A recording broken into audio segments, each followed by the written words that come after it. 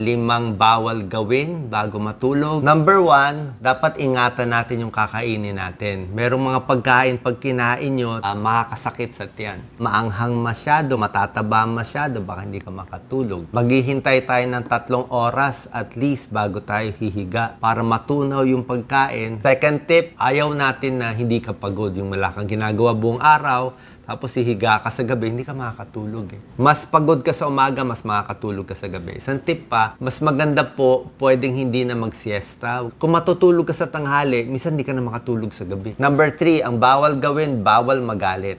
Kasi talaga kung may galit ka, may issue ka, i-try muna natin ma-resolve, di ba? Number 4, kailangan umihi, kailangan urinate fully. Uminom ng maraming tubig sa umaga, pero pag gabi na, medyo bawas na para mas makatulog ka sa gabi.